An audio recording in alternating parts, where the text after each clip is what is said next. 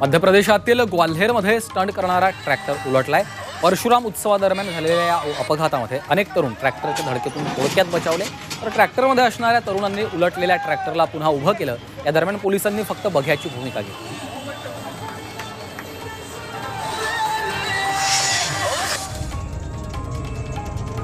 पंजाबच्या डेरा बस्तीत एका टिप्पर चालकानं दुचाकी चालकाचा जीव धोक्यात घालत गाडी वाचवली। सुदैवानं टिप्परची एका झाडाला धडक बसल्यानं कोणतीही हानी झाली नाही।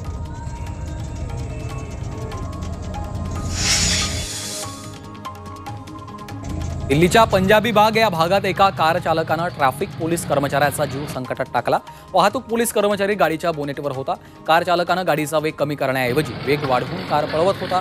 या दरम्यान दुसऱ्या पोलिसानं कारचा पाठलाग करून कार थांबवली आणि त्याच्या सहकार्याला वाचवलं।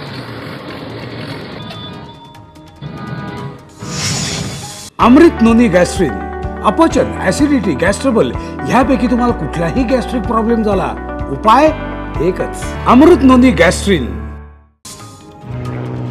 सिंधुदुर्गात घिरट्या घालणाऱ्या विमानामुळे संभ्रम निर्माण झालाय। कणकवली परिसरात एक विमान घिरट्या घालत होतं। प्रशासन आणि पोलीस विभागाला देखील याची कोणतीही कल्पना नसल्याने हा नेमका काय प्रकार घडलाय असा प्रश्न उपस्थित होतोय। विमानाने जवळपास 4 ते 5 वेळा घिरट्या घातल्यात आणि त्यानंतर हे विमान रवाना झालं।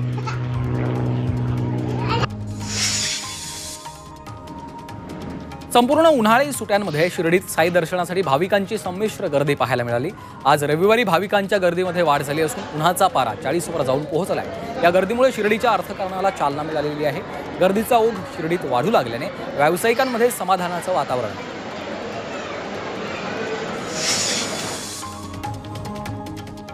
पिंपरी चिंचवडच्या पेशवेकालीन शिवमंदिरामध्ये आज चंदन उटीचा सोहळा पार पडला। यावेळी मंदिराच्या गाभाऱ्यामध्ये फुलांची आकर्षक सजावट करण्यात आली होती।